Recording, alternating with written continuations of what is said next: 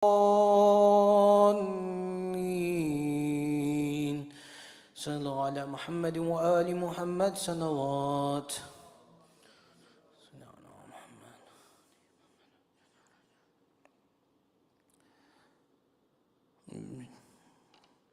بسم الله الرحمن الرحيم. دعا كمان. اللهم صل على محمد وآل محمد.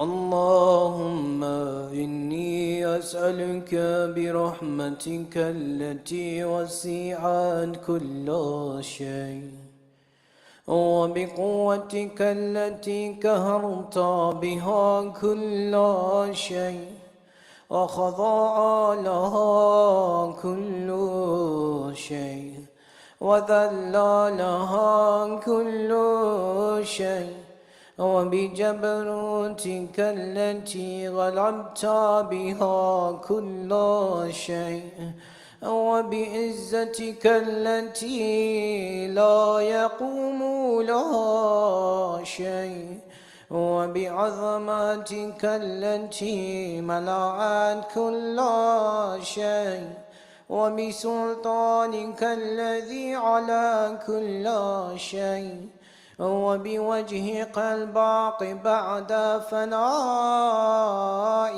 كل شيء وبأسمائك التي ملأت أركان كل شيء وبعلمك الذي أحاط بكل شيء وبنور وجهك الذي أضاء له كل شيء.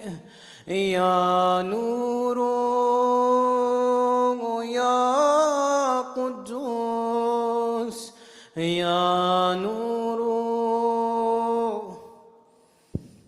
يا أول الأولين ويا آخر الآخرين. اللهم اغفر لي الذنوب التي تهتك العصام. اللهم اغفر لي الذنوب التي تنزل النقام. اللهم اغفر لي الذنوب التي تغير النعام. اللهم اغفر لي الذنوب التي تحبس الدعاء. اللهم اغفر لي الذنوب التي تقطع الرجاء. اللهم اغفر لي الذنوب التي تنزل البلاء. اللهم اغفر لي كل ذنب أذنبته وكل خطيئة أخطأتها.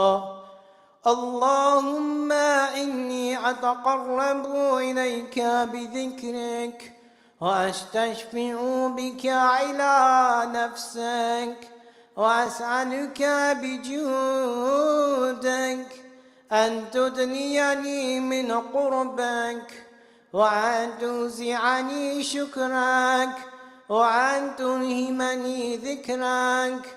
اللهم إني أسألك سؤال خاضع متذلل خاشع أن تسامحني وترحمني وتجعلني بقسمك راضيا قانعا وفي جميع الأحوال متواضعا.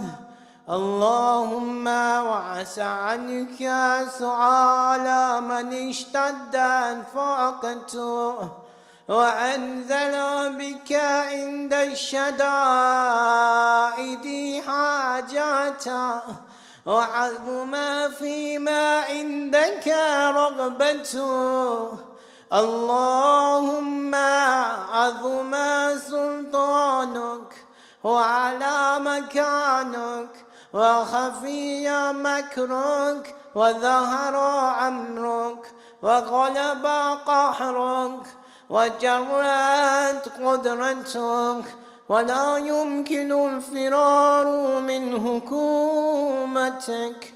اللهم لا أجد لذنوبي غافرا، ولا لقبائي ساترا، ولا لشيء من عملي القبيح بالحسن مبدلا غيرك. لا إله إلا أنت سبحانك وبحمدك. ظلمت نفسي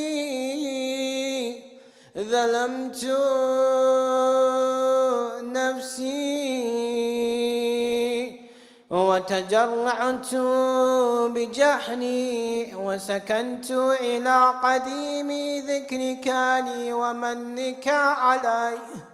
اللهم مولاي، كم من قبيح سترت، وكم من فادهم من البلاء عقلت، وكم من إثار وقيت، وكم من مكروه دفعت، وكم من ثناء جميل لست أهلا له نشرت. اللهم عظم بلائي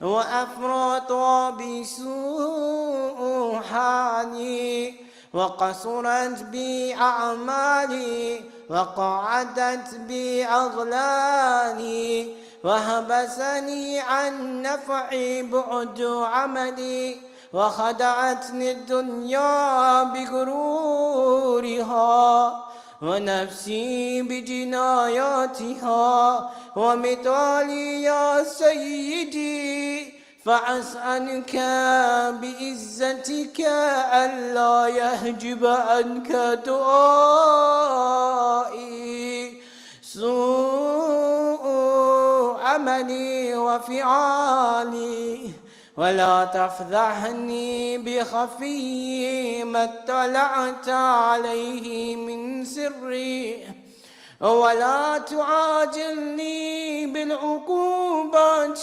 على ما عملته في خلواتي من سوء فعلي وإساءتي، ودوام تفريطي وجهالتي، وكثرة شهواتي وغفلتي. وكن اللهم بعزتك لي في كل الأحوال رؤوفا، وعلي في جميع الأمور عطوفا. إلهي وربي، من لي غيرك؟ أسأله كشف ضري والنذر في أمري. إلهي ومولاي، أجريت علي حكما اتبعت فيه هوى نفسي، ولم أحترس فيه من تزيين عدوي، فغرني بما أهوى، وأسعده على ذلك القضاء، فتجاوزت بما جرى علي من ذلك بعد حدودك، وخلفت بعد أوامرك، فلك الحمد علي في جميع ذلك، ولا حجة لي فيما جرى علي فيه قضاءك.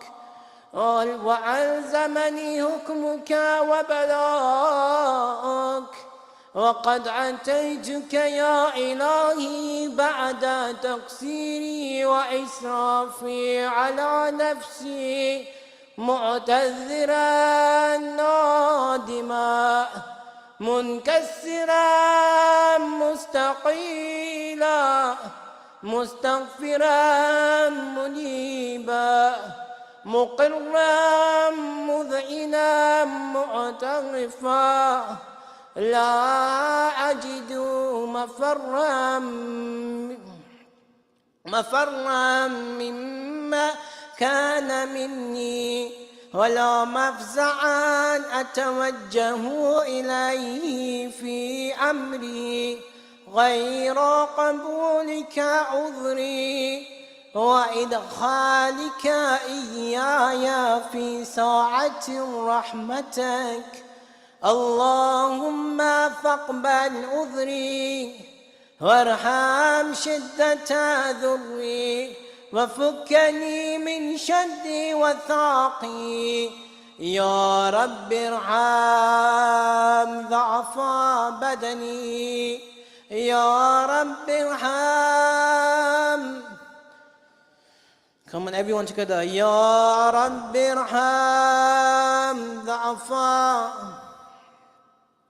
ورقة جلدي ودقة عظمي. يا من بدأ خلقي وذكري وتربيتي وبري وتغذيتي، هبني لابتداء كرامك وسالف برك بي. يا إلهي وسيدي وربي، أتراك معذبي بنارك بعد توحيدك وبعد من توى عليه قلبي من معرفتك، ولا هجابي لساني بذكرك وأتقدم ضميري من حبك، وبعد صدق اعترافي ودعائي خاضعا لربوبيتك. هيهات أنت أكرم من أن تضيع من ربيت أو تبعد من عدنيت أو تشرد من عويت أو تسلم إلى البلاء من كفيت ورحمت. وليت شعري يا سيدي وإلهي ومولاي، أتسلط النار على وجوه خرت لعظمتك ساجدا، وعلى ألسن نطقت بتوحيدك صادقا وبشكرك مادحا، وعلى قلوب اعترفت بإلهيتك محققا، وعلى ضمائر حوت من العلم بك حتى صارت خاشعة، وعلى جوارها سعت إلى أوطان تعبدك طائعة، وأشارت باستغفارك مذعنة ما هكذا الظن بك. ولا أخبرنا بفضلك عنك يا كريم يا رب يا كريم. MashaAllah, I think we have some Shias in the room, right? Ya Kareem, Ya Rab, Ya Kareem. وأنت تعلم ضعفي عن قليل من بلاء الدنيا وعقوباتها وما يجري فيها من المكاره على أهلها، على أن ذلك بلاء ومكروه قليل مكثور يصير بقاء قصير مدة، فكيف احتمالي لبلاء الآخرة وجليل وقوع المكاره فيها، وهو بلاء تطول مدته ويدوم مقام ولا يخفف عن أهلي، لأنه لا يكون إلا عن غضبك وانتقامك وسخطك، وهذا ما لا تقوم له السماوات والأرض يا سيدي. فكيف لي وأنا عبدك الضعيف الذليل الحقير المسكين المستكين، يا إلهي وربي وسيدي ومولاي، لأي الأمور إليك أشكو، ولما من حازج وأبكي لعليم العذاب وشدتي أمن طول البلاء ومدتي، فلا عن سيرتني للعقوبات مع أعدائك، وجمعت بيني وبين أهل بلائك، وفرقت بيني وبين أحبائك وأوليائك، فهبني يا إلهي وسيدي ومولاي وربي. صبرت على عذابك فكيف أصبر على فراقك، وهبني صبرت على حر نارك فكيف أصبر عن النظر إلى كرامتك، أم كيف أسكن في النار ورجائي عفوك فبعزتك يا سيدي ومولاي.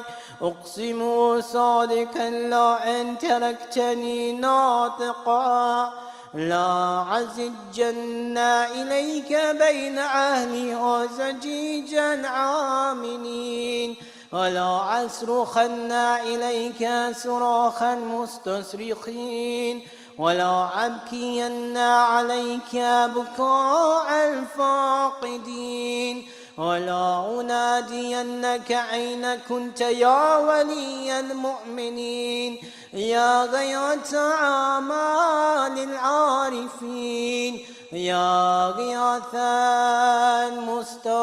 المستغيثين، يا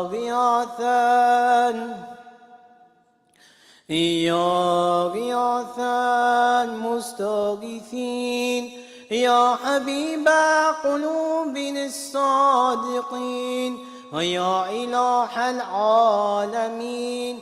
أفتراك سبحانك يا إلهي وبحمدك تسمع فيها صوت عبد مسلم سجن فيها بمخالفاته، وذاق طعم عذابها بمعصيته، وحبس بين أطباقها بجرمه وجريرته، وهو يزج إليك زجيج معمل لرحمتك، ويناديك بلسان أهل توحيدك، ويتوسل إليك بربوبيتك يا مولاي. فكيف يبقى في العذاب وهو يرجو ما سلف من حلمك، أم كيف تؤلمه النار وهو يعمل فضلك ورحمتك، أم كيف يهرقه لهيبها وأنت تسمع صوتا وترى مكانا، أم كيف يشتمل عليه زفيرها وأنت تعلم ضعفا، أم كيف يتقلقل بين أطباقها وأنت تعلم صدقا، أم كيف تزجو زبانياتها وهو يناديك يا رب، أم كيف يرجو فضلك في إتقه منها فتتركه فيها؟ هيهات ما ذلك الظن بك ولا المعروف من فضلك ولا مشبه لما عاملت به الموحدين من برك وإحسانك. فباليقين أقطع لولا ما حكمت به من تعذيب جاهديك وقضيت به من إخلاد معانديك لجعلت النار كلها بردا وسلاما وما كان لأحد فيها مقرا ولا مقاما، لكنك تقدست أسماءك أقسمت أن تملأها من الكافرين من الجنة والناس أجمعين، وأن تخلد فيها المعاندين، وأن تجلى ثناؤك كنت مبتدئا وتطولت بالإنعام متكرما. أفمن كان مؤمنا كمن كان فاسقا لا يستوون. إلهي وسيدي فأسألك بالقدرة التي قدرتها وبالقضية التي حتمتها وحكمتها وغلبت من عليه أجريتها أن تهبني في هذه الليلة وفي هذه الساعة كل جرم أجرمته وكل ذنب أذنبته وكل قبيح أسررت وكل جهل عملت كتمت أو أعلنت أخفيت أو أظهرت وكل سيئات عملت بإثباتها الكرام الكاتبين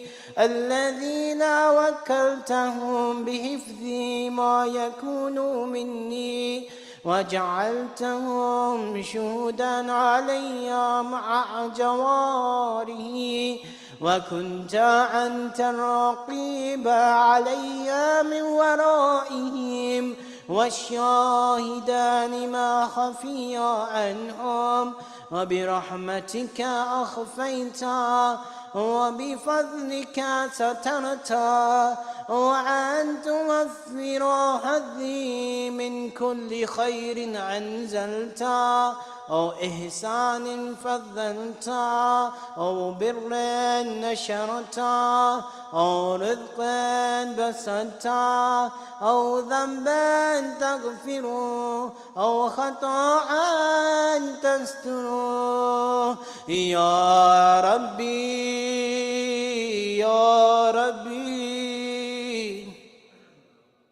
يا ربي يا ربي يا إلهي وسيدي ومولاي ومالك رقي، يا من بيده ناصيتي، يا عليما بذري ومسكنتي، يا خبيرا بفقري وفاقتي.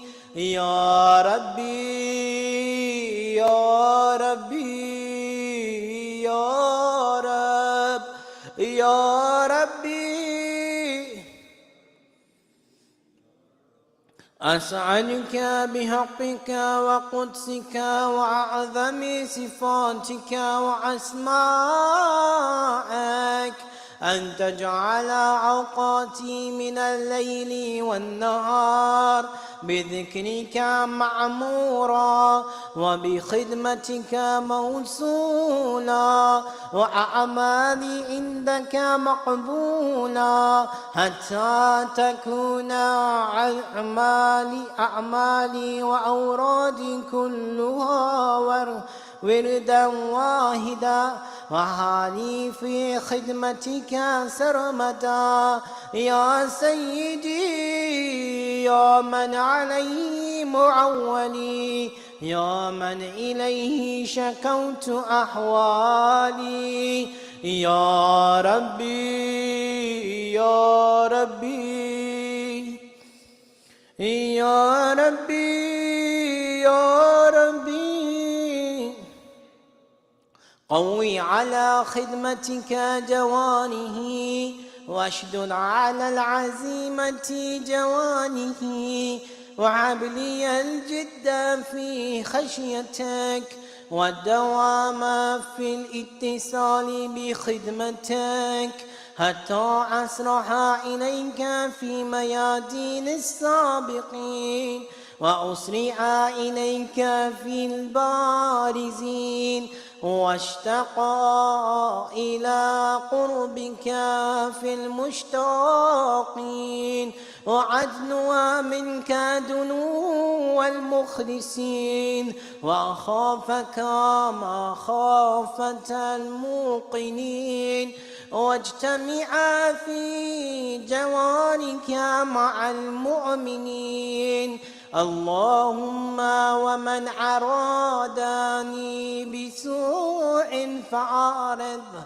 ومن كادني فقده واجعلني من أحسن عبيدك نصيبا عندك وأقربهم منزلة منك وأخصهم زلفة لديك فإنه لا ينال ذلك إلا بفضلك وجد لي بجودك وعطف علي بمجدك واحفظني برحمتك واجعل لساني بذكرك لاهجا وقلبي بحبك متيما ومن علي بحسن إجابتك وأعقني عثرتي واغفر زلتي فإنك قضيت على عبادك بعباداتك وأمرتهم بدعائك وضمنت لهم الإجابة فإليك يا ربي نسبت وجهي وإليك يا ربي مددت يدي فبعزتك استجب لي دعائي وبلغني مناي ولا تقطع من فضلك رجائي واكفيني شر الجن والإنس من أعدائي يا سريع الرضا يا سريع الرضا اغفر لمن لا يملك إلا الدعاء فإنك فعل لما تشاء يا من اسمه دواء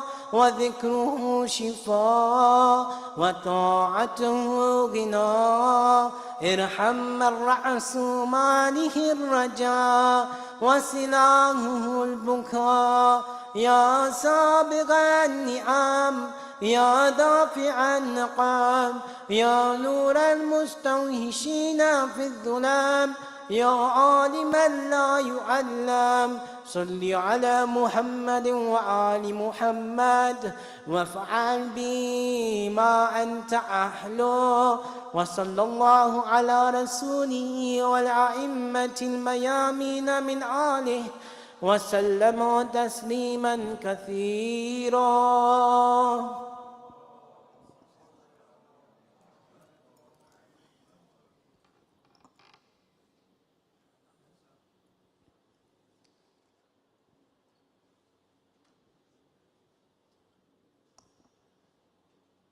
Recite aloud salawat.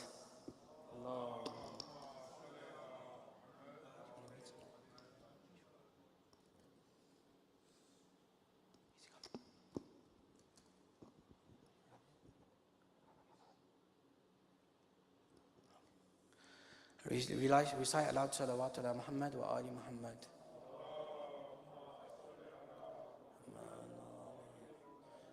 Inshallah, Brother Zuriyab is here. Without further ado, I'd like to introduce him. Inshallah, we benefit from his knowledge. He's a Hawza student, alhamdulillah, who passes a lot to us, inshallah, with a small amount of time. So I'd request that you benefit and listen attentively, inshallah. Sallu ala Muhammad wa ali Muhammad salawat.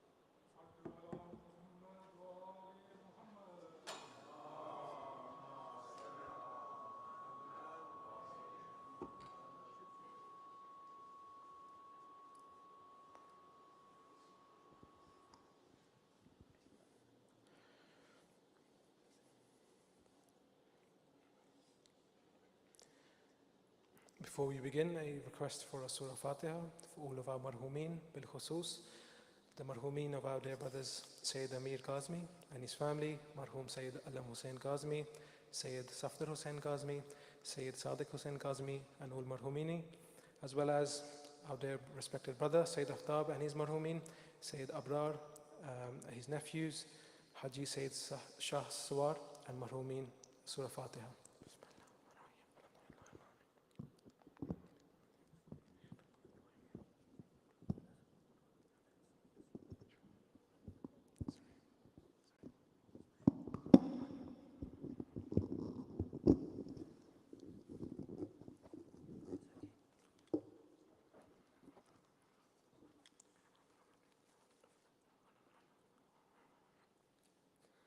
We give the thawab of the Surah Fatiha and our Surah Ikhlas, as well as the recitation of the Holy Quran, the 10 recitations of Surah Yasin, as well as the 10 recitations of Surah Mulk. May Allah subhanahu wa ta'ala bless their soul, grant them Jannah, and allow them to be with Imam Musa al-Kazim in this world and the hereafter.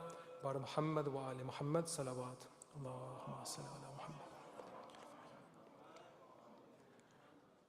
أعوذ بالله من الشيطان الرجيم بسم الله الرحمن الرحيم الحمد لله رب العالمين والصلاة والسلام على أشرف الأنبياء والمرسلين سيدنا وحبيبنا أبي القاسم مصطفى محمد اللهم صل على محمد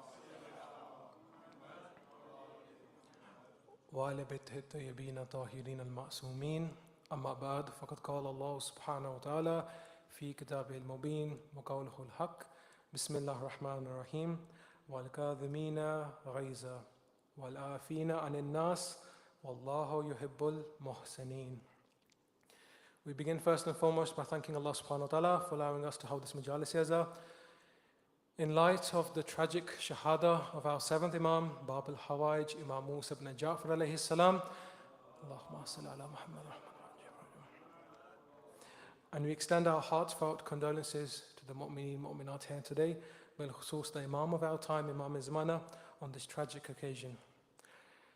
To begin with, I wanted to, inshallah, today with you, we're not, so to speak, in Luton anymore. We're not in Masjid-e-Ali. When you entered the masjid today, you entered the holy land of Qadhmain, where today, inshallah, we're going to delve into some aspects of this holy Imam's life in an attempt to better know him, understand him, and more so see what the Imam wanted for people like you and me. To do this, I wanted to do this in the following stages. I wanted to look at first the Imam in Medina, because when you mention Imam Musa al-Kazim, people straight away tend to think of his life in Baghdad, in Qadhmain. But we forget he had a whole series of his lectures, of his, you could say, nasihats, of the lessons he left for the people in Medina itself. So the first part I wanted to focus upon was the Imam's life in Medina, then the Imam's life in Qadhmain in Baghdad itself, as well as what was the context for the Shias of that time and what we can take in honor and in preparation for Imam Zamana. To begin with, we find, you see, right now in Kazimain, there are approximately 1 to 2 million zawar who have gone for the ziyarah of Imam Musa ibn Ja'far. If you go back a few years, there's only a few hundred thousands. And you go back before that, a few hundred. But we're finding year upon year upon year, the zawar, the majma, so to speak, is increasing. This is the promise of Allah subhanahu wa ta'ala. You remember me, I remember you. And when Allah subhanahu wa ta'ala remembers you, it's not simply remembering you from Allah. Allah needs no one. So what is He trying to say here? When I remember you, others will also remember you for what you did for me. This is why we find, even if you find a few years ago, Ayam Fatimiyya, it wasn't a concept. Go back before that. Even in this country, we only had the concept of Ashura, so to speak, in the 1970s, 1980s. 10 days of Muharram and that's it. Now you have the 10 days of Muharram, you have Ashura Zainabiyya, Ashura Sajjadiyya, you have also now Ayam Fatimiyya. This is increasing. Pretty soon, the days are not far, in the next 5 to 6 years, you will hear of Zawar traveling from the UK to Kazimain for Ayam Kazimiyya. And then pretty soon we're going to also have Ayam Nakawiyya for Imam Hadi, Ayam Askariya for Imam Askari. And this will increase and increase and increase. And inshallah that day is not far when we'll be able to go to Jannatul Baqi. Just like when you go to Karbala, you have Bain al-Haramain. Why is it called Bain al-Haramain? It's between the shrines of Imam Hussein and Hazrat Abbas alayhi salam. Bain al-Haramain. In Medina, there's also a Bain al-Haramain, but it's in progress. You have the holy shrine of Rasulullah sallallahu alayhi wa sallam, and on the other hand, you have who? The shrines of the 4 Imams. So that area in between is also Bain al-Haramain. Just like how you see the juluses and the azar happening in Bain al-Haramain in Karbala, you'll see the same happening in Medina, inshallah. To begin with, first and foremost, we find when the Imam is in Medina, Imam Sadiq clearly highlighted for the people of the time, after me, it's my son Musa, Musa ibn Ja'far. You see, there are many things that make this Imam unique. One of them is his name. Out of all of the Imams, we have 12 Imams. Or if you say 14 Ma'sumin, let's say. 14 Ma'sumin, 7 names. What are the 7? Muhammad, Ali, Fatima, Hassan, Hussein. You have Ja'far and then Musa. 7 names from the 14 Ma'sumin. And this 7th Imam is the only Imam other than Rasulullah, the name Muhammad, to have a name after another prophet, Prophet Musa. What made Prophet Musa special out of all of his miracles and his khususiyat? He was a champion of Tawheed. So we find therefore when Imam Ja'far chose to name his son Musa, it was for a specific reason. And we'll come to know a bit more about this. We find therefore, to begin with, Imam Musa ibn Ja'far al-Kazim emphasized the relations of the family. You see, Silatul Rahim is a concept we tend to just skip by. Rahim meaning what? The womb of the mother is known as Rahim. She carries the baby without it knowing it. It provides it everything. She doesn't ask for anything in return. Silatul Rahim therefore means when you try and join relations of the womb. Anyone you're related to by blood, any form of familiarity or some form of link, try and maintain that. We find even the practices of our ulama who have passed, the Buzurg ulama, the likes of Sayyid al-Huy, may Allah subhanahu wa ta'ala bless his soul. He had an uncle who didn't really want to speak with him. Sayyid al-Huy, as you know, was the marja of the time. But whenever he would go to the area where his uncle lived, he made sure to go to his door. And he would be knocking, but the uncle would not open the door. But he didn't stop from knocking on the door every time he went to that area. And he would stand outside, his hand on his heart, and say, "Oh, my uncle, from my side, there's no shikwa. There's no quarry. There's no issue from me. My salam is still there for you." And his uncle would not open the door. But that did not stop him doing what? Silatul Rahim, which Imam Musa Kazim emphasized. How? According to this tradition, there were 2 brothers who came for his ziyarah. They were coming from a far off city towards Medina. Now, as you know, back then, there's no cars, there's no transport. They're coming by horse, by foot. On the way, something happened and they began fighting. Blood brothers began fighting, as tends to happen, it's normal. But this fight became very serious, very quickly. They began swearing at each other, pushing each other. It got very physical. The first brother said to the second one, I never want to see your face again. Qat'i rahim, cutting off that sila. I never want to see your face again. The other one said, I also never want to see you again. This qat'i rahim has happened from what side? Both sides. Both brothers are engaging in this sin. The first brother said, I hate you so much, I'm not even going to go to Medina anymore. Going to visit whom? Imam Musa al-Kazim, the Imam of the time. But he said, I hate you and your presence so much, I'm going back home. So he left. The second brother said, no, I'm still going to go meet the Imam of our time, I'm going to pay my respect, and then I'll return. They said, so be it. They split up. The second brother, as he's going to Medina, he stopped at the house of his auntie, Silatul Rahim. Met his auntie, came to Imam Musa al-Kazim. Assalamu alaikum, ya ibn Rasulullah. Imam replied, the first thing the Imam said, why did you fight with your brother on the way here? He didn't even say anything. This is the Imam of the time. He knows what you're going through. He knows what's in your heart before you even say anything. He said, oh Imam, he said certain things to me, I said some things to him, maybe we're both wrong. Imam Musa al-Kazim, to highlight to the people watching this, said, do you know what a sin you have committed? He said, no. He said, when you cut the relations of the womb, no matter who's right and who's wrong, but you say, I never want to meet you again, speak to you again, have any form of communication, your lifespan gets cut in the same way you cut off those relations. Imam Kazim looked to him and said, your brother who's gone back home, he's not even going to make it home. He will die before he reaches his front door. And you also would have died. But on the way here, you met your auntie. You encouraged relations between your family. So Allah subhanahu wa ta'ala has increased your life by 30 years. The narrator says, I am a witness. I heard this happening. I found out later that day that that brother who went back died on the way, like Imam Musa al-Kazim said. And this brother died exactly 30 years from this day. Point being what? Silatul Rahim. Try to join the relations of the family. That was the first instance. The second instance we find in Medina, when Imam is giving his lectures, is to do with the fiqh, the zakat, the khums, all these other ideas. But he also focused on knowledge. Which type of knowledge? The Imam says, summarizing the whole of humanity, which only the Imam can do. He says, I found the knowledge that all people need in 4 things. Ya Imam, what are those 4 things? He said, firstly, know your God. Again, this doesn't mean you know Him today and that's it. The concept you have of Allah subhanahu wa ta'ala in 2023, the same concept won't be there in 2024, in 2044, 54. Allah is the same.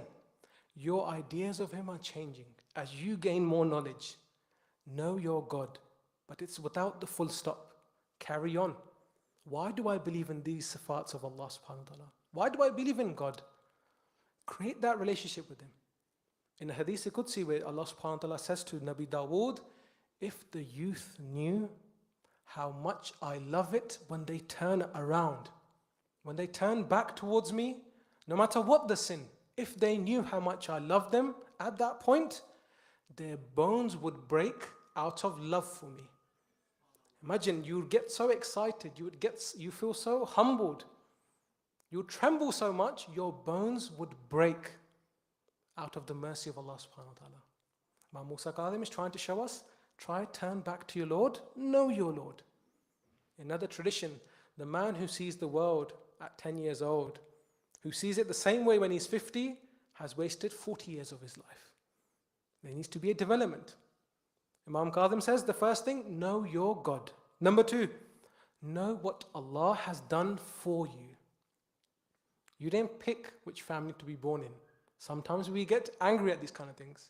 You didn't pick which age you were born, which time you were born in, yes. But leave certain things to Allah subhanahu wa ta'ala. He's created you with 2 eyes, 2 ears, 2 feet, 2 hands. He's given you something. There's a famous football player a few years ago. He gave a quote in a magazine. He said, when I was a kid and I used to play football, I never got the latest football boots. So I would cry. Until one day I'm going home and I see a kid with no feet. And I thanked God for what He has given me.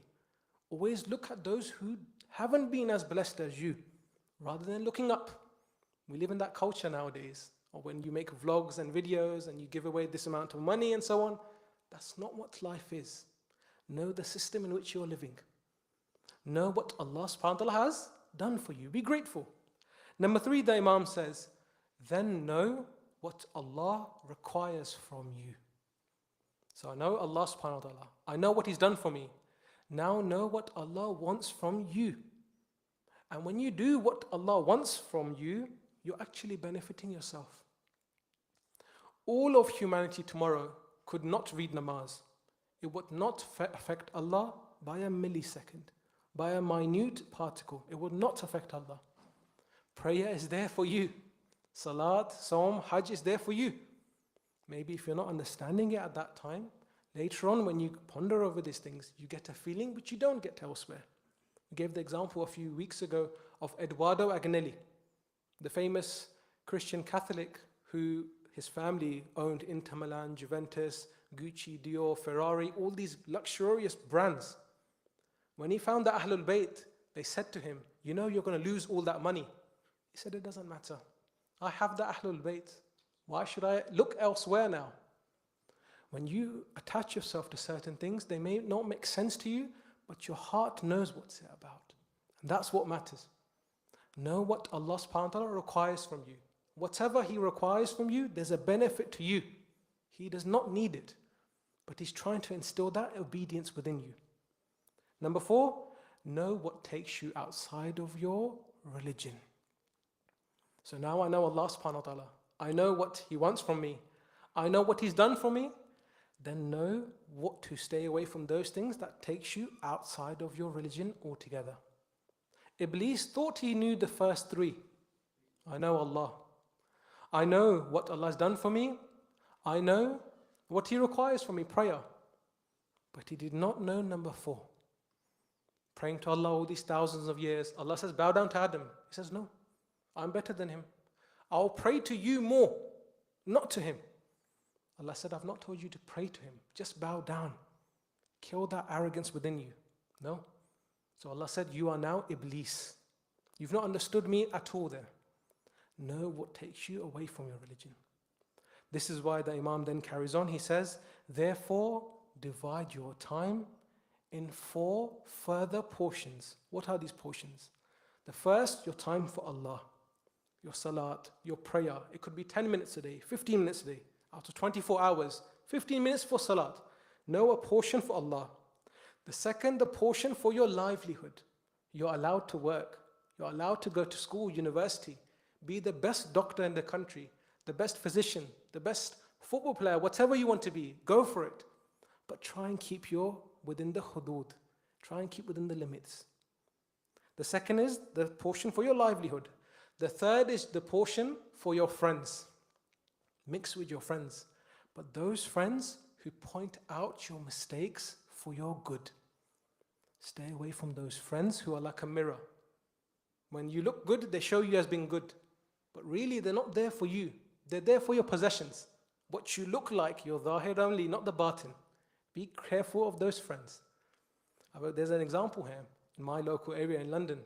This is during the 1970s. As you know, our parents and grandparents, may Allah subhanahu wa ta'ala bless all of them, when they migrated from Africa, India, Pakistan and Afghanistan, when they came to this country, we have it easy. They went through the struggles. Racism, no work, language barrier. They had to do all of these things in a short amount of time.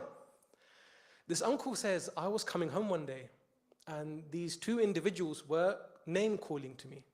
They were trying to bully me. So I then replied back.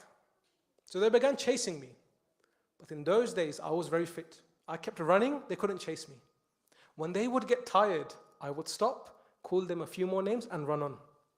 He said this kept happening and happening until I began getting tired. So I saw my friend. Remember point number 3, choose those friends who are there with you for you, not your possessions. He said, I'm running and I see my friend down the road. I said to him, these 2 men are giving me a hard time. Would you mind helping me? It will be 2 versus 2. The friend replied, you know my leg today. I feel like it's broken or something. I really can't help you. I'm better than no help. The uncle said, so I said to him, it's okay. A friend in need is a friend in deed. We're both going to get a bit of a rough time, but I'll stay with you. It's okay. At least you're here with me. He said, when those 2 men got closer, I began running. But as I'm running, that friend whose leg was broken was running faster than me. Point being, be careful in what friends you choose. Everyone is there when the ship is sailing high, when everything is going fine. When you go through murky waters, you see who your real friends are. Another quick example, just to show my point, and I'll move on. One of the very famous boxers in the welterweight division, he says, I won the WBC. You know, the WBC is the main belt. You have all these other franchises. WBC is the original. He says, I won that belt. 1,088 missed calls on my phone that night. I got back to the locker room, 1,088 missed calls. How are you? We should meet up. I'll be there for you. He said, the next match I went to fight, I lost. The belt's gone. I came back to my locker room thinking I would have 2,000, 3,000 missed calls. You know, you lost, we're here with you. He said, I had 4. 3 of them were from my mum. 1 from my friend. He said, since that day, it put everything in its place. Imam Musa ibn Jafar is trying to tell us, be careful of those friends who would leave you for the slightest of means, slightest of increases or riches. And last but not least, Imam says, select that portion of your time to do activities which energize you to do the rest of your deeds. The likes of going to the gym, football, reading, whatever soothes you, as long as it doesn't lead you to haram. This is the Imam's life just in Medina. We go a bit further now. We find one day, keeping in mind Silatul Rahim, the Imam goes to the haram of Rasulullah and he says, Assalamu alayka ya Jadda, ya Rasulullah. Harun al-Rashid was also there. Lanatullah alayhi. When he heard Imam Musa ibn Jafar say, Assalamu alayka ya Rasulullah, ya Jadda, he said, how is Rasulullah your grandfather? He said, because of our great-grandmother, Bibi Fatima. She's his daughter. He took this a step further. He says, I am also from Rasulullah's lineage. I am his cousin's son. I am his uncle's son, forgive me. Abbas, alayhi salam, I am his son, great-great-grandson. So I am also his grandson. I am also related to him. You could see his jealousy. He said, Imam Musa al-Kazim looked at him and said, if today, right now, Rasulullah came back and asked for your daughter's hand in marriage, would you give it to him? He said, of course. It would be an honor for me. Why wouldn't I? Imam Musa al-Kazim then said, but he would never ask for my daughter's hand in marriage. Why? Because my daughter is his daughter. You're linked to him by blood, but you're a far-off relative. I'm his direct descendant. He couldn't take this. He looked at Imam Musa and said to him, why do you then say you're his son, his grandson? Again, he repeated that question. How? And Imam Musa al-Kazim again said, because of our grandmother, Lady Fatima. Harun Rashid, showing his animosity, showing his hatred, his jealousy, said, that's wrong. Imam Musa said, what do you mean it's wrong? He said, because Rasulullah had no son. You could only be related to him if he had a son. The daughter does not carry on the lineage, according to their mentality back then. So Harun is saying what? You can't be the direct son of Rasulullah because your link to Rasulullah is through a daughter, a female. That's not allowed. What did Imam Musa say? He highlighted his knowledge of the Quran, and this silenced Harun Rashid and everyone until Judgment Day. What did the Imam say? He said, Harun, have you not read the Quran? He said, I have. He said, turn to chapter Al-An'am, chapter number 6, verses 84 to 85. The Imam recited, Bismillah ar-Rahman ar-Rahim, وَوَهَبْنَا لَهُ إِسْحَاقَ وَيَعْقُوبَ كُلٌّ هَدَيْنَا وَنُوحًا هَدَيْنَا مِنْ قَبْلُ وَمِن ذُرِّيَّاتِهِ دَاوُودَ وَسُلَيْمَانَ وَأَيُّوبَ وَيُوسَفَ وَمُوسَى وَهَارُونَ وَكَذَلِكَ نَجْزِي الْمُحْسِنِينَ. Describing Nabi Ibrahim, the Quran says we gave to him the likes of Ishaq, Yaqub, we gave to him Dawood, Sulaiman, Ayub, Yusuf, Musa and Harun. It carries on. The next ayah number 5 says, wa Zakaria wa Yahya wa Isa. Imam Musa al-Kazim turned to Harun and said, in the eyes of the Quran, how is Jesus, Isa, the son of Ibrahim? He said, because through his mother, Bibi Maryam. Nabi Isa had no father. He was a miracle from Allah. Then Hazrat Imam Musa Ja'far turned to him and said, if Jesus, in the eyes of the Quran, can be the son of Ibrahim, then why can't I be the son of Rasulullah through my mother Fatima? Ya Ali.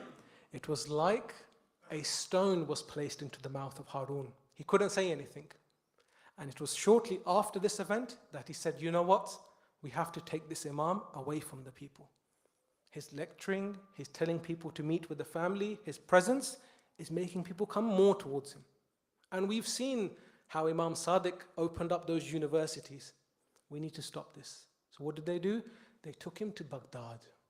14 years, up to 14 years, in a prison where you can't even breathe. We'll come to this a bit more, and I'm finishing off with this point.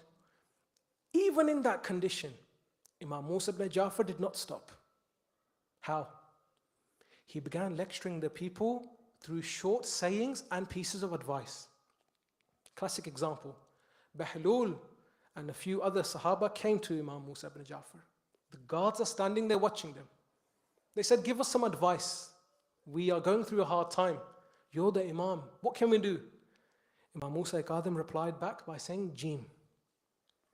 They said, what does Jim mean? Imam said again, Jim. And they went. It's the equivalent today if you come to me for help and I say to you, J. Brother Zuriyab, I need some help. What can I do with my life? And I say to you, Z, Y, X. That's for people like you and me. We wouldn't understand. But those scholars, including Bahlul, they each interpreted Jim to mean their own thing, and they were all correct. You know, when you have ijtihad, you make your reasoned analysis, your reasoned deduction, conclusion, it's allowed in Islam. The first Sahaba thought Jim means Jabal. So he migrated towards the mountains. The second Sahaba thought Jim means Jala al-Watan, meaning leave your country. So he went to another country. Bahlul looked at this Jim and he thought Jim means Junoon. So he began acting crazy. Imagine this great scholar of the time. He would come in his ihram and everything you can imagine. But when he heard this, he began running around on his broomstick, playing with the kids, eating loudly, rolling on the floor. But he did this to highlight the truth. Because in that time, if you preached out openly, I'm a lover of the Ahlul Bayt, my name is so-and-so, you wouldn't even make it outside of your home. According to some traditions, any name, Ali, Fatima, Hassan, Hussein, finished. That's why you hardly see anyone called these names.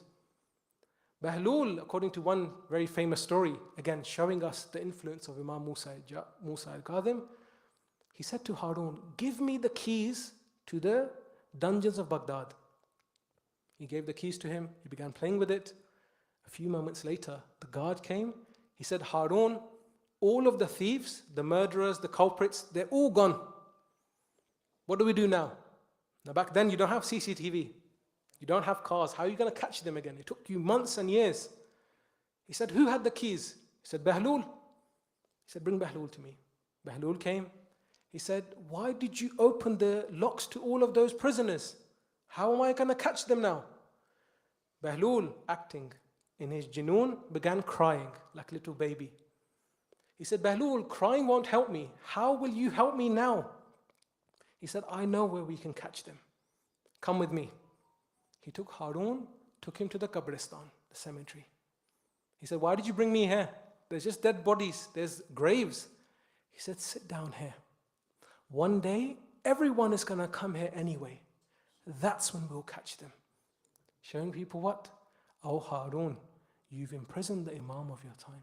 You're doing what you think is right, what you think you'll get away with. No, one day, everyone comes to the graveyard. Again, this is just by some influence of the Imam. And I finish with this last example. Harun became extremely tired now. He's seen Bahlul helping people through his junoon. He's seen people coming to the Imam for some advice, so he blocked all of that. He said, let's create a plan. Let's aim for the nafs. You see many perfume adverts, cars adverts. Some of the stuff in there, it doesn't relate to the product itself. It's because they're trying to talk to your nafs, that thing inside of you. They're trying to trigger that.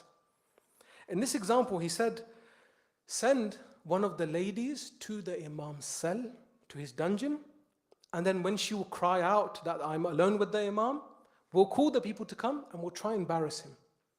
They sent the lady, they waited a few hours, a few minutes, they heard nothing. He became extremely frustrated, he went down himself. What he saw shocked him. What does Harun see? He sees Imam Musa ibn Ja'far in sajda, in the state of being in sujood, reciting Subuhun Qudusun Rabbal Malaikati Waru. Subuhun Qudusun Rabbal Malaikati Waru. Not only Imam Musa is reciting this, the lady they had sent to try and lure him, she was also in sajda the whole night, reciting Subuhun Qudusun Rabbal Malaikati Waru. Now they felt embarrassed. They took the lady away. They said, why did you not scream or shout or create a fuss? Should have done something. We paid you for this. She said, when I went in there, the things I saw when he was in sajda, I could see the malaika. I could see the heavens open up just through the wasila of Musa ibn Ja'far. When I saw this, I couldn't help myself. And I did not realize I was in sajda the whole night. This is just by being in the presence of Imam Musa ibn Ja'far. Imagine if that's how special his essence was, how special he was as an individual, how special were those who were close to him, the likes of Imam Rida alayhi salam, maybe Ma'sumaykum. We find even most of our famous scholars buried there today, the likes of Shaykh al-Mufid, Ibn Qawlaway, the likes of Shaykh al-Tusi, buried there. When they came to Shaykh Tusi, they said to him, what should we put on your grave? Your grave is going to be built here. Should we write, a famous title? What should we write? He said, go to Surah Kahf, write that ayat where it says, the dog of Ashabul Kahf is sitting with his legs stretched out. Just put that in front of my grave. I am the dog of Musa ibn Ja'far and al-Jawad. Shaykh Tusi is no ordinary scholar. But in front of the Imams, he is so humble, so submissive. This is Bab al-Hawaij. That's Bab al-Jawad. And so before we finish off today, we remember, again, just some of the musibah of this great Imam. Again, someone like me cannot do justice to what the Imam went through. Only Lady Fatima, Lady Ma'sumaykum, and Imam Rida alayhi salam know. We find the Imam, when he's in that dungeon, you may have seen the videos in the build-up to al-Kazim. It was so deep that there was no light. And when there's no light, there's no oxygen. The Imam could not physically breathe, so to speak. So did the zulm stop there? No, it did not. The narration mentions a minimum of 7 types of zulm were done to the Imam in that dungeon. Beatings by whips, beatings by the hand, beatings by the foot, dragging the Imam when they wanted to, trying to torture him with fire, with deprivation of oxygen itself, hanging him by his hands to try and make him feel some sort of pain. The Imam never complained to Allah. In one tradition, Imam Musa, because he could not breathe anymore, he couldn't take it, he began climbing the zindan so he could get to the top and through the window take some oxygen. The zalim that was standing there knew this, so he waited for the Imam to come to the top. When he came to the top, he began kicking the holy Imam across his face. Imam Musa came to the ground and fell down. But the zulm did not stop there. They began beating the Imam whenever they wanted. They fed him poison. This poison, which was so strong, the Imam's whole body began shaking. He began sweating. But they would not let him sit in one place. They kept on whipping him and beating him so he moved around. And so he left this world, and they even left the zanjeers in his hand and his neck. So much so, when they left his body on the bridge of Baghdad, they were clapping and they were laughing and they were saying, "Come to see the Imam of the Rawafid, come to see the Imam of the Shia." When they came to see the Imam, the lovers of Imam Musa al-Kazim began beating their face. Why? They said, "We saw the zanjeers were so tight around his wrists and his ankles, it had eaten up the flesh of the Imam. So when we're trying to cut off these chains, his flesh is also peeling off." I would say, "Oh Imam Rida, you were there later on to see your father, but your father was in one piece." Someone asked Imam Sajjad, who when he came to bury his father, he did not see Imam Hussein in one piece. He saw Imam Hussein in many pieces as he began picking up the pieces of his father. But I finish with this. "Oh Imam Musa, I pray to God that your daughters were not there to see you. The likes of Ma'sumaikum, Bibi Fatima, was not there to see you." Why? Because if they had been there, they would not have been able to see this. Their own father covered in his own dripping blood. But there's another daughter who in the Zindan of Sham was calling out to her father. How did she meet her father? On one night in Sham, Bibi Sakina began crying, "Where is my father? I saw him in my dream. He said he's coming to get me. Where is he?" They brought the head of Imam Hussein on a plate and they covered it with some foil. Bibi Sakina said, "I don't want food. I want my father." They said, "This is not food. Remove the covering. You see what you're asking for." This daughter came forward. She removed the covering. She saw the head of our father. But in what state is this head? One respected scholar says, when they would try to bury the head of Imam Hussein in the sinduk, in the boxes as they went from Karbala to Kufa to Sham, his head would not fit in there, so they would cut off the ears of Imam Hussein. Now this head is in front of Bibi Sakina. She's crying, "Oh my father, who cut off your ears? Oh my father, why is there blood on your bed? Oh my father, why is there bruises upon your face? After you, I went through so much gham, I went through so many musibas." And then the zindan fell quiet. The next voice was Imam Sajjad crying, "Inna lillahi wa inna ilayhi raji'un." Oh Aunt Zainab, our Sakina has joined our father Hussein. Oh Aunt Zainab, our Sakina has joined her father Hussein. Allah la'natullahi liqawmi zalimin wa sayalamu allazina zalamu ayyamun kalibin kalibun. We ask Allah subhanahu wa ta'ala to accept our humble offering, to forgive us of our sins, to protect us and our families, to give us the tawfiq to follow the footsteps and the teachings of Imam Musa ibn Ja'far, and to allow us to be with Imam Musa ibn Ja'far in this world and the hereafter. May Allah subhanahu wa ta'ala also give the thawab of this majalis to all of the respected brothers who have contributed towards the niyaz. May Allah subhanahu wa ta'ala bless all of our marhumeen and their marhumeen, and to allow us to be with Imam Musa fi dunya wa fil qabr wa fil akhirah. For the love of Imam Musa, can we recite a loud salawat?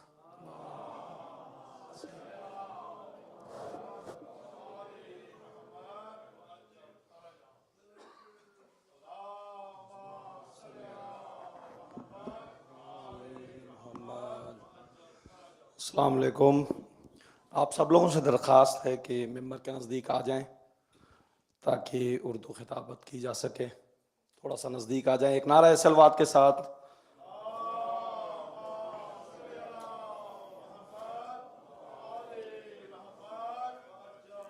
अब मैं आवाज़ देता हूँ आज की मजलिस में उर्दू खिताबत के लिए जनाब al-Kazim को, उनकी आमद के लिए एक बावाज़ बुलंद नारा सलवात।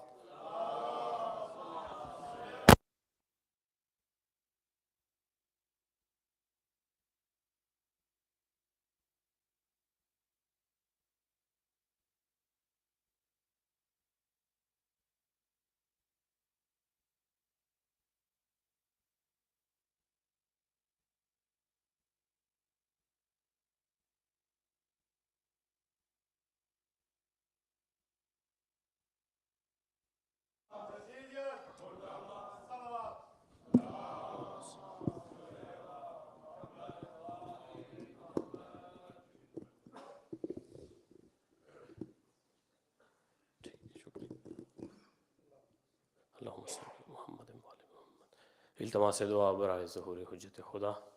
بسم اللہ الرحمن الرحیم۔ اللہم کن ولیک الحجت ابن الحسن صلواتک علیہ وعلی آبائہ فی ہذہ الساعۃ وفی کل ساعۃ ولیم وحافظم وقائدم وناصرم ودلیلم وعینہ حتیٰ تسکنہ ارضک طوعا وتمتعہ فیہا طویلا یا رب محمد وآل محمد وعجل فرج آل محمد یا محمود بحق محمد یا اللہ بحق علی یا فاطر السماوات بحق فاطمۃ الزہرا یا محسن بحق حسن یا قدیم الاحسان بحق حسین علیہ السلام۔ میرا مالک تجھے آل محمد کی رحیمی اور کریمی کا واسطہ، خصوصاً باب الحوائج سرکار موسیٰ کاظم اور اس شب کا واسطہ کہ جتنے بھی عزادار دور نزدیک سے چل کے آئے ہیں ان کا اس فرش عذاب پہ چل کے آنا مودت فی القربہ میں شمار فرما۔ میرا مالک ہر قدم پہ ان کے کبیرہ و صغیرہ گناہ معاف فرما۔ میرا مالک تجھے آل محمد کی رحیمی اور کریمی کا واسطہ، جس عزادار نے آج کی مجلس میں جس انداز میں حصہ لیا ہے، میرا مالک تمام کو ان کی نیتوں کے مطابق اجر عظیم عطا فرما۔ میرا مالک آج کی اس مجلس کو سپانسر کیا سید امیر کاظمی اور ان کی فیملی نے، میرا مالک صدقہ محمد و اہل بیت محمد کا، ان کے خانوادے کے بھی جتنے بھی مرحومین ہیں، میرا مالک انہیں باب المراد باب الحوائج سرکار موسیٰ کاظم کی شفاعت سے بہرہ مند فرما۔ میرا مالک خصوصاً بالخصوص سید عالم حسین کاظمی، سید صفدر حسین کاظمی، سید صادق کاظمی اور ان کے علاوہ آج کی اس مجلس اعزاز میں جو سپانسر کیا سید آفتاب شاہ صاحب نے، سید ابرار شاہ صاحب نے، اور سوال ثواب کے لیے حاجی سید شاہ سوار اور ان کے مرحومین کے لیے، اور جتنی بھی کلام پاک پڑھی گئی، میرا مالک تو جانتا ہے قرآن مجید کی تلاوت کی گئی، سورہ یاسین کی تلاوت کی گئی، سورہ ملک کی تلاوت کی گئی، میرا مالک تجھے باب الحوائج سرکار موسیٰ کاظم کا واسطہ، میرا مالک ان کی جتنی بھی نیک جائز شرعی حاجات ہیں قبول و منظور فرما، مرحومین کو شفاعت اہل بیت سے مستفید فرما۔ تمام دعاؤں کی قبولیت کے لیے سہارا درود کو لیں مل کر بآواز بلند صلوات۔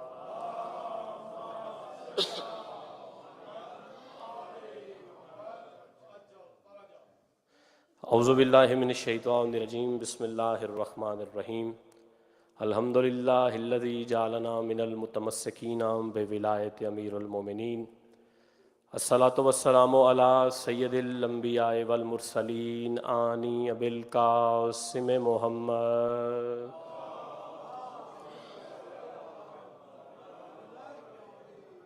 وعلی سید المطہر والامام المظفر الشجاع الغضنفر ابی شبیر و شبر قاسم طوبہ و سکر العارف المبین الناصر المعین السید الرضی الامام الوسیع الحاکم بنص الجلی مظہر العجائب و مظہر الغرائب و نقطۃ دائرا المطالب اسد اللہ علی الغالب غالب علی کل غالب مولانا و مولا ثقلین ابی الحسنین امیر المومنین علی بن ابی طالب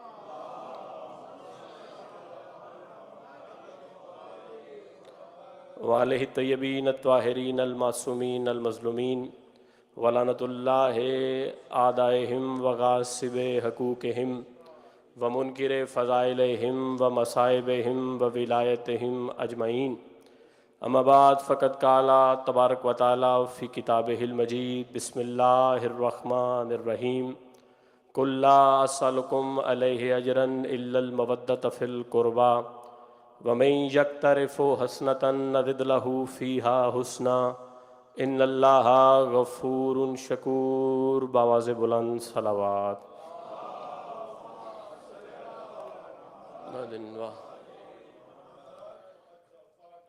شہزادی کونین، آپ کا اس شب مصیبت میں صف عذاب پہ تشریف لے کے آنا مودت فی القربہ میں شمار فرمائیں۔ میں ایک لمحہ بھی آپ کا ضائع نہیں کرنا چاہتا، کیونکہ آج جنازے کی رات ہے، آج جنازے کی رات ہے، اور ایک ایسے امام کا جنازہ برآمد ہوگا جس کے اپنے 18 بیٹے تھے لیکن کوئی بھی بیٹا جنازے میں شامل نہ ہو سکا۔ سیدہ آپ کی نسلوں پہ کرم فرمائے۔ یہ یقیناً بنت مصطفیٰ کی خیرات ہے کہ شہزادی آپ کو بڑی جلدی ہائے کی خیرات عطا کر دیتی ہیں۔ میں پھر کہہ رہا ہوں، آج جنازے کی رات ہے،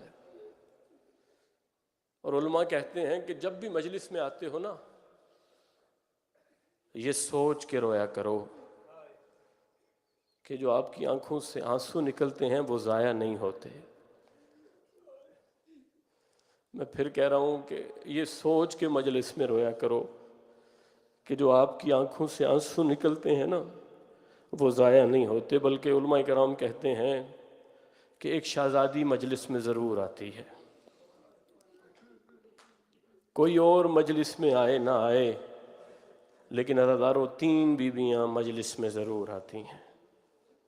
میں پھر کہہ رہا ہوں، کوئی اور مجلس میں آئے یا نہ آئے، لیکن 3 بیویاں مجلس میں ضرور آتی ہیں۔ عزادارو، سب سے پہلے ایک بی بی جنت البقیع سے تشریف لے کے آتی ہیں۔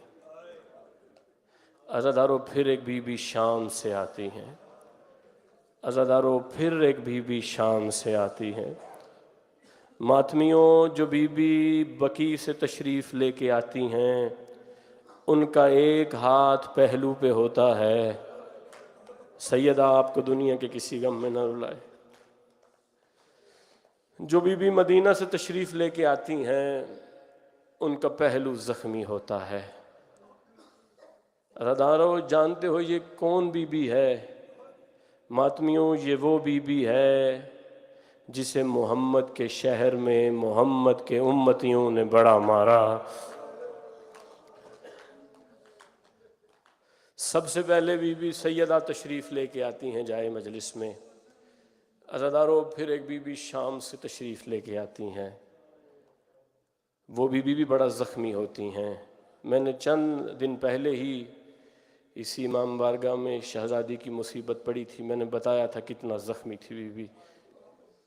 عزادارو، پھر ایک بی بی شام سے تشریف لے کے آتی ہیں جن کی زندگی تو 4 سال ہے لیکن دکھ بہت زیادہ ہے۔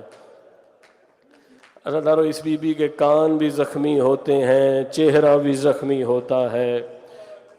عزادارو، یہ وہ بی بی ہے حسین کی بیٹی جو وقت سے پہلے ضعیف ہو گئی۔ یار، آپ کے گھر میں بھی بیٹیاں ہیں، آپ نے دیکھا ہے کہ 4 سال کی بیٹی کے بال سفید ہو جائیں، اتنا مارا ہے شمر نے میری شہزادی کو، 4 سال کی زندگی میں سر کے بال سفید ہو گئے۔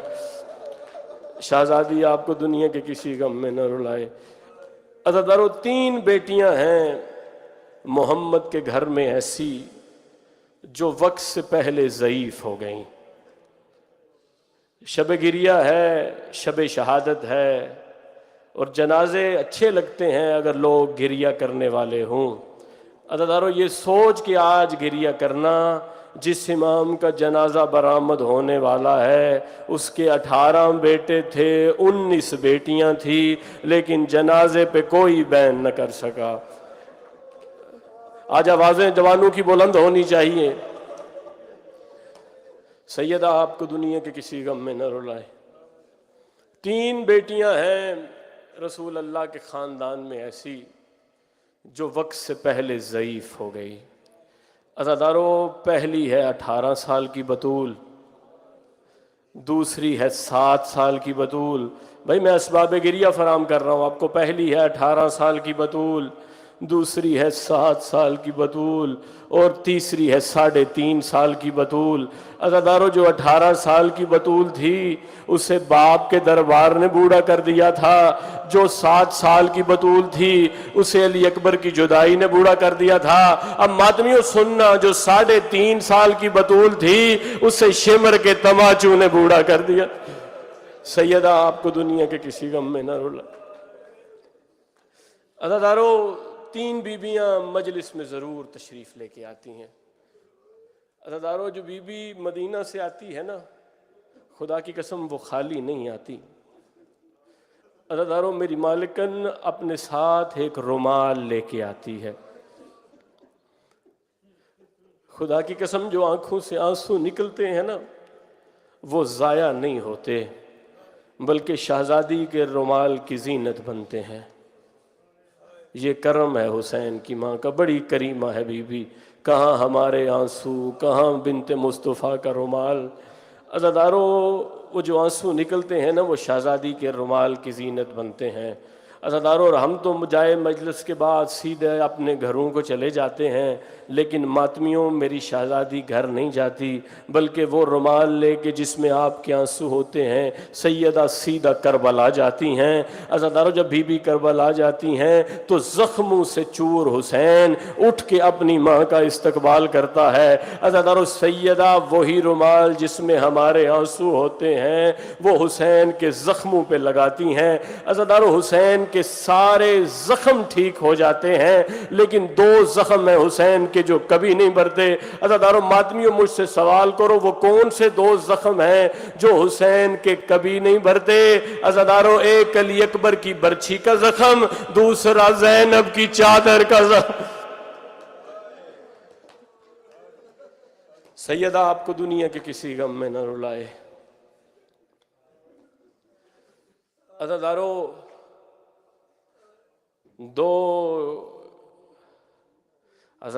دو قیدی ایسے ہیں جو اللہ کی عدالت میں بھی زنجیروں کے ساتھ پیش ہوں گے. بھائی مصیبت میں نے پڑھ دی، میں کہہ رہا ہوں دو قیدی ایسے ہیں جو اللہ کی عدالت میں بھی زنجیروں کے ساتھ پیش ہوں گے.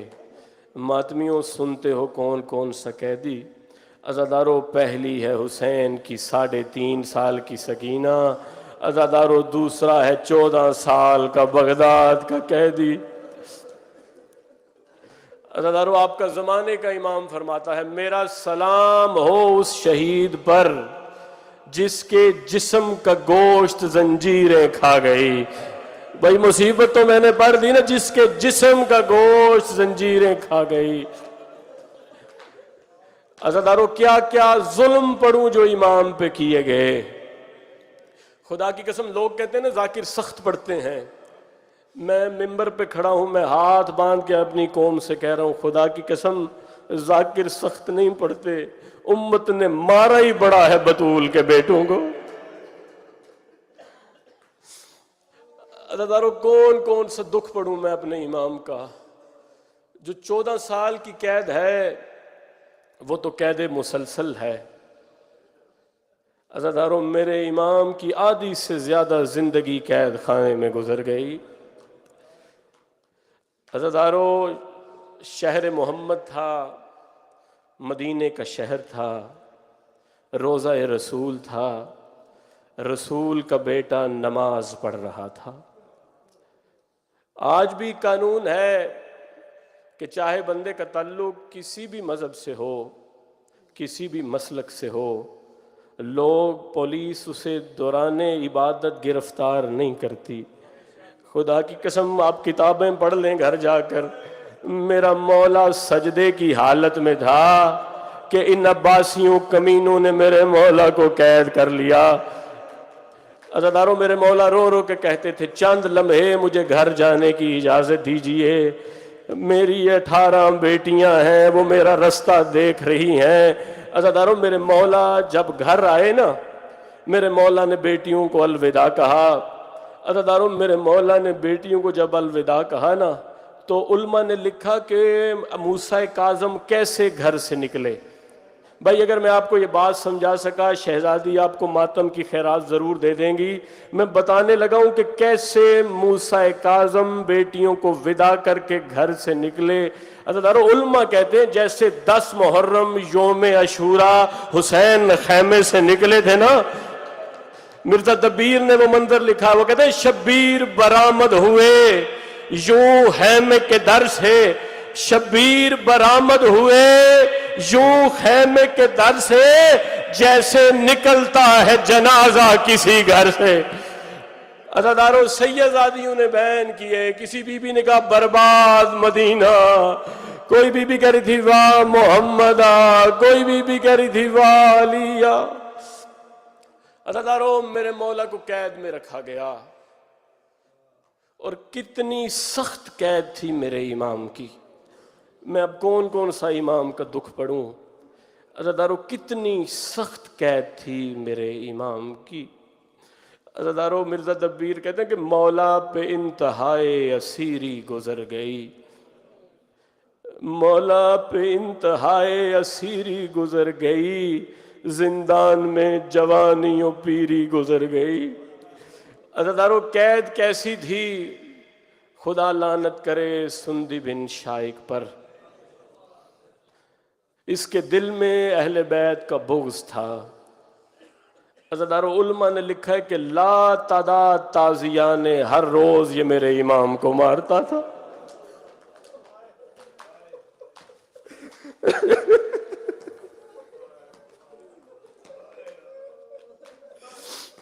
عزاداروں لا تعداد تازیان نے روز یہ میرے امام کو مارتا تھا۔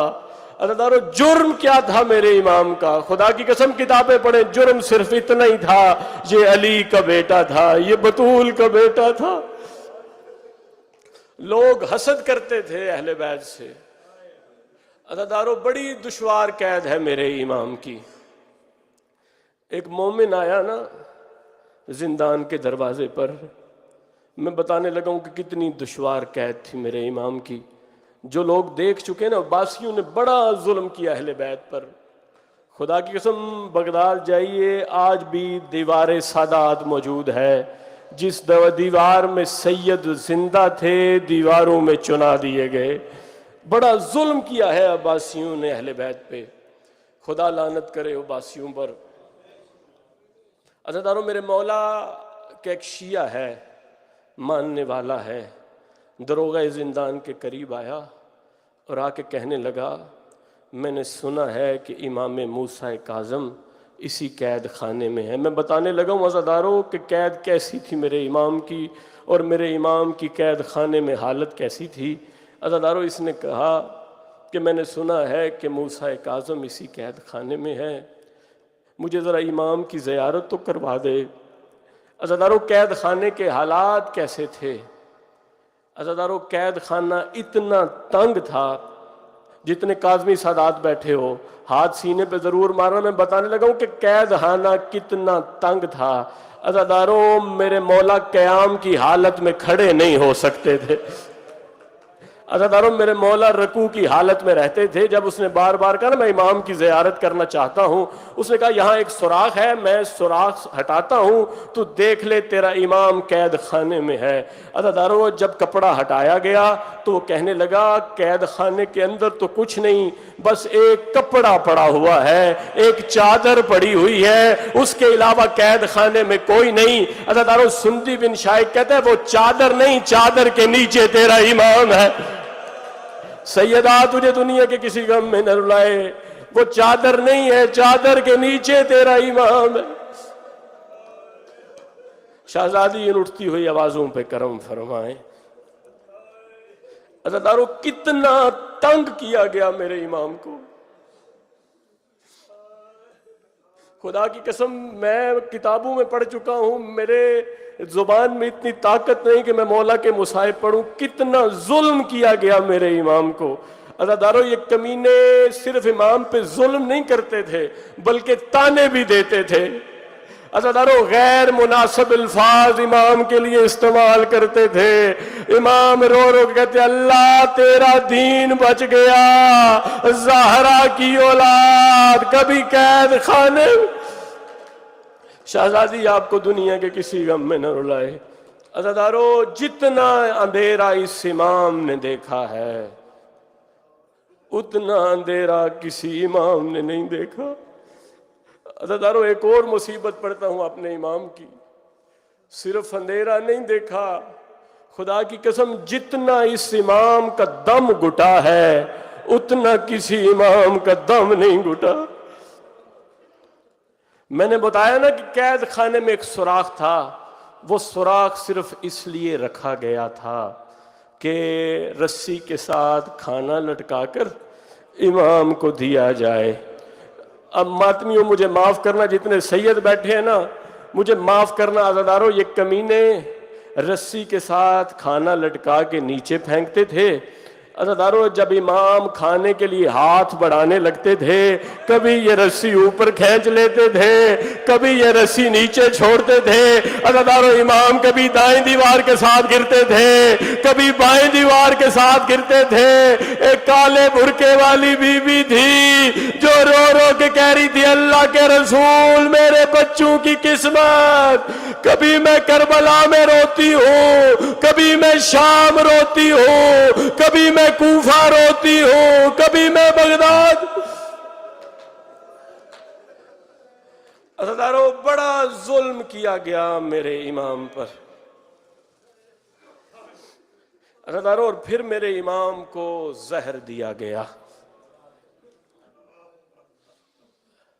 ماتمی ہوں، میں بھی ماتمی ہوں، میرے دل میں بھی قبر حسین ہے۔ میں کہہ رہا ہوں پھر میرے امام کو زہر دیا گیا۔ عرفان بھائی میں مصیبت کی بات کرنے لگا ہوں، خدا کی قسم اگر بات سمجھا سکا سیدہ آپ کو ماتم کی خیرات عطا کر دیں گی۔ میں کہنے لگا ہوں کربلا سے لے کر کسی بھی امام کو یا زہر دیا گیا یا تلوار سے قتل کیا گیا، خدا کی قسم ان کمینوں نے مفت کی لعنت کمائی۔ میں جملہ مصیبت کا پڑھنے لگا ہوں، کربلا کے بعد جس امام کو بھی زہر دیا گیا ان کمینوں نے مفت کی لعنت کمائی، ورنہ جس کی ماں کی چادر 9 لاکھ کے مجمع میں اتر جائے اس نے کتنی دیر زندہ رہ لینا تھا۔ عزادارو میرا امام زندان میں اپنے دکھ یاد کر کے نہیں روتے تھے عزادارو، بلکہ امام کہتے تھے میرا سلام ہو اس دادی زینب پر جو باپ کے سامنے تو کبھی چلی نہیں تھی لیکن 9 لاکھ کے مجمع میں لوگ کہتے تھے جسے چلنا نہیں آتا وہ باغی کی بہن۔ سیدہ آپ کو دنیا کے کسی غم میں نہ رلائے۔ عزادارو کھجوروں میں رکھ کر یا انگور میں رکھ کر خدا لعنت کرے سندی بن شائق پر، اس نے میرے امام کو زہر دیا۔ عزادارو میرے امام کے سامنے کھجوریں رکھی گئی اور امام سے کہا مولا یہ کھجوریں تناول فرما لیجئے، رضم بقضائے ہی و تسلیما لہم ان للہ و انا الیہ راجعون۔ عزادارو میرے مولا نے ایک خرما اٹھایا اور منہ میں رکھا۔ سندی بن شائق کہتے ہیں مولا اور کھائیے۔ عزادارو امام کہتے ہیں اگر ایک خرمے سے تیرا کام ہو جائے تجھے میرے بچوں کی یتیمی پہ ترس نہیں آتا۔ کہنے لگا مولا اور کھائیے۔ عزادارو 3 دن کی روایت ملتی ہے، 3 دن پہلے میرے امام کو زہر دیا گیا۔ عزادارو بغداد کی گلیاں تھی، 3 دن نہ موسیٰ کاظم سویا نہ زہرا سوئی۔ عزادارو بغداد کی گلیوں میں ایک سید زادی کے بہن آتے تھے جو رو رو کے کہتی تھی ہائے موسیٰ کاظم۔ سیدہ آپ کو دنیا کے کسی غم میں نہ رلائے۔ عزادارو میرے مولا کو زہر دی گئی۔ اب روایت ذرا سخت ہے، ماتمی مجھے معاف کریں گے، بڑا ظلم کیا گیا اہل بیت پر۔ خدا کی قسم جب میرے مولا کو زہر دی گئی ہے نا، جسے زہر ملے نا اس کا تڑپنے کو دل کرتا ہے۔ جانتے ہو نا زندان کتنا تنگ تھا۔ عزادارو میرے مولا کے لیے نہ تڑپنے کے لیے جگہ تھی نہ پینے کے لیے پانی تھا۔ عزادارو سندی بن شائق نے حکماں کو بلایا، طبیبوں کو بلایا اور میرے مولا کو قید خانے سے باہر نکالا اور کہنے لگا دیکھ لیجئے سرکار طبعی موت دنیا سے جا رہے ہیں، ہم نے سرکار پہ کوئی ظلم نہیں کیا، ہارون نے سرکار پہ کوئی ظلم نہیں کیا۔ عزادارو طبیبوں نے مولا کے ہاتھ دیکھے، میرے مولا نے رو کے فرمایا 3 راتیں گزر چکی ہیں، مجھے اتنا سخت زہر دیا گیا۔ عزادارو جس امام کو بھی زہر ملا نا، ملا ہے زہر حلاحل۔ عزیزانو یہ اتنا سخت زہر تھا، اتنا سخت زہر تھا. سندھ کا ایک حکیم ہے، وہ کہتا ہے کہ اگر زہر ہلاہل کا ایک قطرہ دودھ دیتے جانور کے سینگ پہ لگا دیا جائے، یہ اتنا سخت زہر تھا کہ وہ جانور دودھ دینا چھوڑ دے گا بلکہ خون دینا شروع کر دے گا. عزیزانو وہ زہر دیا گیا تھا. جب طبیب لکھ رہے تھے نا، یہ انہوں نے اپنے ہی طبیب بلائے تھے، مورحین بلائے، مندبین بلائے کہ موت مر رہے ہیں، ہم نے غریب زہرا پہ کوئی ظلم نہیں کیا، مولا اپنی موت سے دنیا سے جا رہے ہیں. عزیزانو مولا نے کہا 3 راتیں گزر چکی ہیں، ان کمینوں نے مجھے زہر دیا ہے، 3 راتیں گزر چکی ہیں، ان کمینوں نے مجھے زہر دیا ہے. عزیزانو سندی بن شائق غصے میں آ گیا. اب روایت علماء پڑھتے ہیں ممبر سے کہ سندی بن شائق غصے میں آ گیا، اس کمینے نے 4 میخیں منگوائی اور 1 ہتھوڑا منگوایا اور کہنے لگا میں نے تجھے زہر دیا ہے. عزیزانو اس کمینے نے 1 میخ اٹھائی، 1 ہتھوڑا مارا، پھر دوسری میخ لی، دوسرا ہتھوڑا مارا. عزیزانو غریب زہرا کی آواز آ رہی تھی، انا للہ و انا الیہ راجعون. سید آپ کو دنیا کے کسی غم میں نہ رلائے. اب جن نے تابوت اٹھانا ہے نا، تیاری کرنا اور آج کوشش کرنا ہر سید چاہے چند لمحوں کے لیے جنازے کو کندھا ضرور دے. میں پھر کہہ رہا ہوں کوشش کرنا آج ہر سید جنازے کو کندھا ضرور دے. عزیزانو اتنے شیعہ تھے، اتنے میرے امام کے بیٹے تھے. عزیزانو ان کمینوں کو جنازہ اٹھانے کے لیے کوئی نہ ملا، جنازہ اٹھانے کے لیے کوئی نہ ملا، بلکہ یہ بغداد کی مزدوروں کی منڈی میں آ گئے. اس کمینے نے 4 مزدوروں کو اجرت دے کے کہا کوئی غریب مر گیا ہے قید خانے میں، اس کا جنازہ اٹھانا ہے. 4 مزدور آ گئے قید خانے میں اور انہوں نے امام کا جنازہ اٹھا لیا. اس نے اجرت 4 کو نہیں دی تھی، 5 کو دی تھی. 5ویں کو کہا تھا کہ جب جنازہ اٹھے تو بغداد کی گلیوں میں اعلان کرنا دیکھو رافضیوں کے امام کا جنازہ ہے، دیکھو رافضیوں کے امام کا جنازہ ہے، یہ شیعوں کے امام کا جنازہ. ماتم موسیٰ کاظم